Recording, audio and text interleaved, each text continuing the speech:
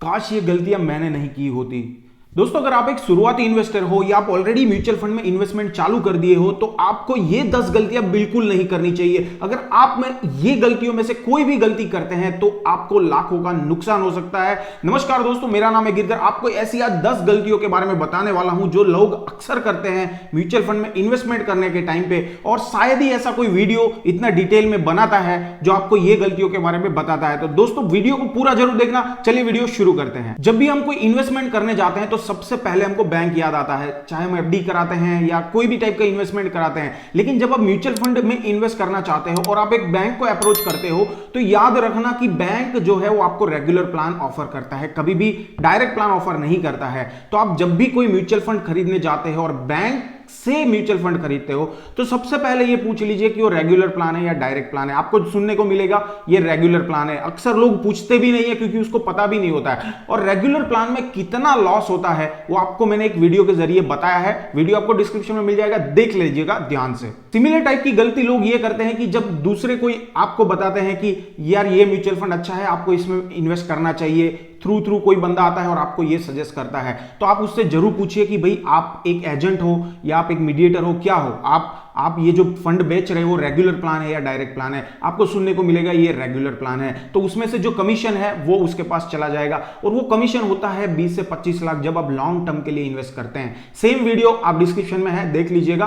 तो ये 2 गलती आपको सबसे पहले नहीं करनी है। आपको बैंक को अप्रोच नहीं करना है, और आप एक जब मीडिएटर के थ्रू जाते हैं तो आपको ये ध्यान रखना है कि आपको क्या उसकी जरूरत है, क्या वो मीडिएटर का गाइडेंस की आपको जरूरत है, और अगर जरूरत है तभी आप रेगुलर प्लान चूज करिए, वरना मत करिए। अब लोग अक्सर जब इन्वेस्ट करना चालू करते हैं तो बिना किसी नॉलेज के इन्वेस्टमेंट चालू कर देते हैं और देख लेते हैं यार ये जो सेक्टर है सबसे अच्छा चल रहा है। दोस्तों, यहाँ पे म्यूचुअल फंड के अंदर बहुत सारी अलग अलग कैटेगरीज है, जैसे आप सेक्टोरियल कैटेगरीज है, हाइब्रिड फंड है, इक्विटी फंड है। तो आपको जब कुछ चीज पता नहीं है तो आप डायरेक्टली क्या करते हो कि जैसे कोविड टाइम आया था, उस टाइम पे जो फार्मा सेक्टर था वो सबसे अच्छा चल रहा था, तो आप क्या करोगे, फार्मा सेक्टर के जो म्यूचुअल फंड है उसमें इन्वेस्टमेंट कर दोगे, तो वो एक सेक्टोरियल इन्वेस्टमेंट हो गया। हो सकता है उस टाइम पे उसका रिटर्न जो है 60% 70% आपको देखने को मिला होगा, लेकिन जैसे ही उसकी असर खत्म हो जाती है वही सेक्टोरियल फंड आपको माइनस में भी रिटर्न दे सकता है। तो आपको किसी के कहने पे या जो मार्केट का ट्रेंड है उस पर डायरेक्टली इन्वेस्टमेंट नहीं करना है। इक्विटी के अंदर बहुत सारे म्यूचुअल फंड है। आप जब भी कोई इन्वेस्टमेंट करते हैं तो आप ये जरूर देखिए कि आपका जो म्यूचुअल फंड है वो डाइवर्सिफाई है कि नहीं। ऐसा ना हो कि कोई एक ही सेक्टर में इन्वेस्ट करो। आपका म्यूचुअल फंड डाइवर्सिफाई होना चाहिए, थोड़ा सा टेक्नोलॉजी में होना चाहिए, थोड़ा सा फार्मास्यूटिकल में होना चाहिए, थोड़ा सा एफएमसीजी में होना चाहिए, है ना। तो ये मैन्युफैक्चरिंग में और सब ये इस हिसाब से आपका पूरा म्यूचुअल फंड का पोर्टफोलियो डाइवर्सिफाई होना चाहिए। और उसके लिए आपको बेस्ट फंड मैंने ऑलरेडी सजेस्ट करके बताए थे, तो आप वीडियो के डिस्क्रिप्शन में देख लेना, सारे फंड आपको पहले से ही बता के रखे हुए हैं। कुछ लोग ऐसे भी होते हैं जिसको नशा चढ़ता है कि नहीं यार इन्वेस्टमेंट करते हैं और उसके पास जितनी भी सेविंग होती है सारी इन्वेस्टमेंट कर देते हैं। कोई एक फंड में डाल देते हैं या मानो 2 फंड में डाल देते हैं, पूरा पैसा डाल देते हैं, और अचानक से मान लीजिए कुछ जरूरत आ पड़ी तो उसके पास पैसे ही नहीं है, फिर वो वही पैसे निकालेंगे और उसको चार्ज देना पड़ेगा, है ना। तो ऐसा कभी मत करिए। आप एक इमरजेंसी फंड बना के रखिए, उसके उपरांत जो पैसे बचते हैं उसी को इन्वेस्ट करिए। इमरजेंसी फंड क्या है वो जानने के लिए आपको कमेंट करना पड़ेगा। अगर आप ज्यादा कमेंट आई तो मैं उसके ऊपर भी एक अलग से वीडियो लेकर के आऊंगा। बट ये ध्यान रखिए कि आपको कुछ अमाउंट एज अ इमरजेंसी अपने पास रखना है, जिसको आप अपने बैंक अकाउंट में, सेविंग अकाउंट में रख सकते हैं, और उसके बाद जो पैसा बचता है उसको आपको इन्वेस्ट करना है, ना कि पूरा अमाउंट को आप इन्वेस्ट कर दें। और उसमें एक चीज ऐड ऑन करना चाहूंगा कि ये इमरजेंसी फंड भी एक प्रकार का ऐसा फंड है जब आपको ये बहुत काम आता है। पता है, ये ऐसा रिटर्न जनरेट करके दे सकता है जो कोई भी पैसा नहीं दे सकता। ये कब काम आता है, जब मार्केट आपको लग रहा है 4-5% से ज्यादा डाउन हो गया, है ना, जैसा अभी करंट मार्केट चल रहा है। तो उस कंडीशन में आप ये इमरजेंसी फंड को यूज कर सकते हैं। पैसा निकाल के सीधा म्यूचुअल फंड में डाल दीजिए, आपको यहां पे बेनिफिट होता हुआ दिखेगा। जब मार्केट बाउंस बैक करेगा आपको 10 से 15% का श्योरली रिटर्न जनरेट हो जाएगा। और जैसे ही मार्केट फिर 10-15% अप चला जाता है, वो पैसे को,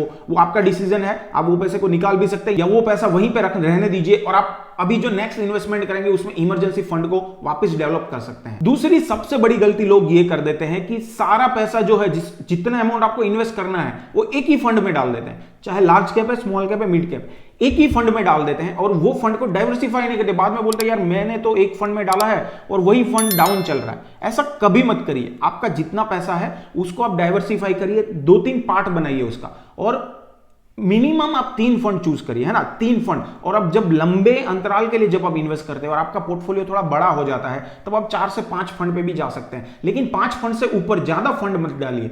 आप लिमिटेड रखिए अपना पोर्टफोलियो को, लेकिन डाइवर्सिफाई जरूर करिए। अब सबसे बड़ी बात आती है लमसम करेगी, एसआईपी करे। दोस्तों हम लोग है ना एक स्मॉल फैमिली से आते हैं, तो हमारे पास इतना बड़ा अमाउंट कभी नहीं होता है कि हम लोग एक साथ में 1 करोड़ या 2 लाख या 10 लाख रुपए डाल दें, है ना।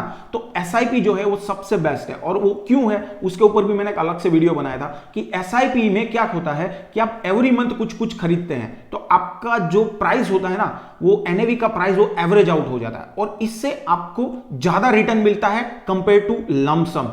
लंबे अंतराल के लिए आप कैलकुलेट करना है तो देख लेना, और वीडियो भी देख सकते हैं। तो एसआईपी सबसे बेस्ट है, लेकिन इसका मतलब यह बिल्कुल नहीं है कि लमसम आपको कभी नहीं करना चाहिए। लमसम जैसा कि मैंने आपको बताया, मार्केट जब 3-4% से ज्यादा डाउन जाता है, आपको लमसम का एक पोर्शन आपको इन्वेस्ट करना है अपने पोर्टफोलियो में। अब सबकी एक सबसे बड़ी गलती जो सब लोग करते हैं, वो क्या करते हैं कि जो म्यूचुअल फंड पिक करते हैं, सबसे पहले जब आप इन्वेस्टमेंट करते हैं तो म्यूचुअल फंड का एक रिटर्न जो होता है, पास्ट रिटर्न है ना, पुराना रिटर्न जो होता है, उसको देख के उसमें अंदर इन्वेस्ट कर देते हैं।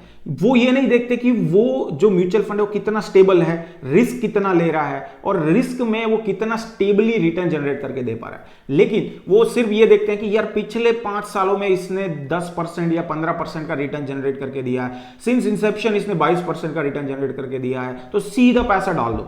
तो यहां पे मेरा कहने का मतलब यह है कि जो पास्ट रिटर्न है वो ये गारंटी नहीं दे सकता है कि आपको आगे जाके भी यही रिटर्न मिलेगा। दोस्तों म्यूचुअल फंड में या स्टॉक मार्केट में कोई भी बंदा आपको ये गारंटी नहीं दे सकता है कि आगे जाके मार्केट कहां जाएगा, क्योंकि यहां पे करोड़ों लोग इन्वेस्ट करते हैं, और वो करोड़ों लोगों के सेंटीमेंट को पढ़ना बहुत ही मुश्किल है कि वो मार्केट को डुबाएगा या मार्केट को बढ़ाएगा। तो कोई भी आदमी अगर आपको ये गारंटी देता है कि ये फंड में चूज करो और ये जो म्यूचुअल फंड है या ये जो स्टॉक है ये अब जाएगा ही जाएगा 100% गारंटी के साथ, कभी इन्वेस्ट मत करना। ऐसे कभी इन्वेस्ट मत करना, आप खुद से रिसर्च जरूर करना। हाँ, आप एक अंदाजा लगा सकते हो, है ना, आप जो टेक्निकल एनालिसिस करते हो, आप उस कंपनी का जो सर्वे करते हो, उससे एक अंदाजा लगा सकते हो कि हाँ ये कंपनी थोड़ी सी स्ट्रांग दिख रही है और ये आगे जाके आपको रिटर्न दे सकती है, ये ठीक है। लेकिन गारंटी अगर कोई दे रहा है तो कभी मत मानना। अब यहां पे दूसरी एक बात आती है कि लोग इन्वेस्टमेंट करते एनएफओ के अंदर में, है ना, न्यू फंड ऑफरिंग जो आता है, जैसे स्टॉक ऑफरिंग होता है ना, स्टॉक ऑफरिंग में भी लोग इन्वेस्ट करते हैं, लेकिन स्टॉक ऑफरिंग में क्या है, वो कंपनी पहले से एस्टैब्लिश्ड है ना, तो वो नया स्टॉक लेके आ रहा है और उसमें इन्वेस्ट करते हैं, तो चांसेस है कि आपका स्टॉक का प्राइस बढ़े और आपको फायदा हो। लेकिन एनएफओ जो होता है, न्यू फंड ऑफरिंग, उसमें 2 रिस्क रहते हैं। सबसे पहले जो उसका जो मैनेजर है वो उसका कितना एक्सपीरियंस है हमको नहीं पता है, दूसरा उस फंड का क्या परफॉर्मेंस है उसको हमको नहीं पता है, नया फंड लॉन्च हो रहा है, पिछले कैसे इस फंड को मैनेज किया है उसने नहीं पता रहता है, और इसमें जो स्टॉक वो पसंद करने वाला वो स्टॉक ऑलरेडी एग्जिस्टिंग है ना। तो मेरे हिसाब से न्यू फंड ऑफरिंग में आपको इन्वेस्ट नहीं करना चाहिए डायरेक्टली, आपको थोड़ा सा उसको टाइम देना चाहिए, 2 साल 5 साल, जब वो कंसिस्टेंटली 5 साल के अंदर रिटर्न जनरेट करके दे पा रहा है ऐसा हमको लगे, फिर उसका टेक्निकल एनालिसिस करना है, उसके बाद ही आपको इन्वेस्ट करना है। न्यू फंड ऑफरिंग में मेरे हिसाब से आपको इन्वेस्ट नहीं करना चाहिए। लोग इन्वेस्ट तो कर देते हैं, लेकिन कितना पैसा कटेगा टैक्स में वो कैलकुलेशन नहीं करते हैं, और उससे सबसे ज्यादा नुकसान आप ही को होता है। तो टैक्स के ऊपर मैं ऑलरेडी एक अलग से वीडियो बना चुका हूं, इस वीडियो में बात नहीं करेंगे, लेकिन टैक्स पार्ट को समझना बहुत इंपॉर्टेंट है, क्योंकि अगर आप टैक्स पार्ट को नहीं समझेंगे तो आपका 10% अमाउंट सीधा फ्लैट टैक्स में चला जाएगा। टैक्स को कैसे बचा सकते हैं उसका मैं उपाय भी वो वीडियो में बताया हुआ है, डिस्क्रिप्शन में आपको लिंक मिल जाएगी, वहां से आप देख सकते हैं। अब दोस्तों आपके दिमाग में ये चीज तो फिक्स होनी चाहिए जब भी आप म्यूचुअल फंड में इन्वेस्ट करते हैं कि आप शॉर्ट टर्म के लिए इन्वेस्ट कर रहे हो या लॉन्ग टर्म के लिए इन्वेस्ट कर रहे हो। शॉर्ट टर्म के लिए इन्वेस्ट कर रहे हो तो आपको कौन से फंड पिक करने चाहिए, लॉन्ग टर्म के इन्वेस्ट कर रहे हो तो आपको कौन से फंड पिक करने चाहिए। जनरली मैं जब सबको ये सजेस्ट करता हूं, जब भी आप म्यूचुअल फंड में इन्वेस्ट करते हो लॉन्ग टर्म के लिए इन्वेस्ट करो। लॉन्ग टर्म से मेरा मतलब है 10 साल से ऊपर, तभी आपको कुछ इसमें से मिलेगा, कुछ पैसा जनरेट होता हुआ दिखेगा। लोग जनरली इन्वेस्ट करते हैं और 2 महीने 3 महीने 5 महीने 10 महीने पे करते हैं, अरे यार मेरा फंड तो प्रोग्रेस ही नहीं कर रहा है। कोई भी फंड को प्रोग्रेस करने के लिए मिनिमम 1 साल का टाइम चाहिए। 1 साल के बाद ही आप ये अंदाजा लगा सकते हो हाँ ये फंड सही है नहीं है, चेंज करना है नहीं करना है। तो आप ये ध्यान जरूर रखो। और मेरा ये सजेशन है कि आप जब भी कोई इन्वेस्टमेंट करो लॉन्ग टर्म के लिए करो। अगर शॉर्ट टर्म के लिए आपको करना है तो आपका पैसा आप डेब्ट फंड के अंदर रख सकते हो, लिक्विड फंड के अंदर रख सकते हो। अगर फिर भी आपको इक्विटी के अंदर ही रखना है तो आप लार्ज कैप को पसंद करिए। स्मॉल कैप और मिड कैप या फ्लैक्सी कैप में कभी आप अपना पैसा मत रखिए शॉर्ट टर्म के लिए। लॉन्ग टर्म के लिए आप रख सकते हैं, उसके ऊपर भी मैंने अलग से आपको जो मेरा पोर्टफोलियो बनाया है उसके अंदर मैं आपको बता चुका हूं, तो आप वो वीडियो भी जरूर देख सकते हैं, लिंक आपको डिस्क्रिप्शन में मिल जाएगी। यहां पे हमारे 10 टॉपिक खत्म हो गए और ये सबसे लास्ट वाला टॉपिक और सबसे इंपॉर्टेंट वाला टॉपिक जो स्टॉक मार्केट में अगर आपके पास नहीं है तो आप कभी भी सक्सेस नहीं हो पाएंगे, और वो है पेशेंस, है ना। आप ज्यादा टेक्निकल एनालिसिस कर लिए, आपने पास रिटर्न देख लिया, आपने अच्छे अच्छे वीडियो देख लिए और सब सजेशन के बाद में आपने एक फंड चूज किया और आप वो फंड को एवरीडे आप देख रहे हैं, एवरीडे यार ये डाउन जा रहा है, ये डाउन जा रहा है, ये डाउन जा रहा है और ये तो प्रोग्रेस ही नहीं कर रहा है, तो आप जो इंपेशेंट हो रहे हैं ना वो ऐसा नहीं चलेगा स्टॉक मार्केट में, है ना। तो आपको थोड़ा सा टाइम देना पड़ेगा, पेशेंस रखना पड़ेगा। पेशेंस जो है वही पैसा जनरेट करके देता है। स्टॉक मार्केट में एक कहावत है कि आपने जब तक पैसा निकाला नहीं, आपने कोई शेयर या म्यूचुअल फंड जब तक बेचा नहीं है ना तब तक आपने लॉस नहीं किया।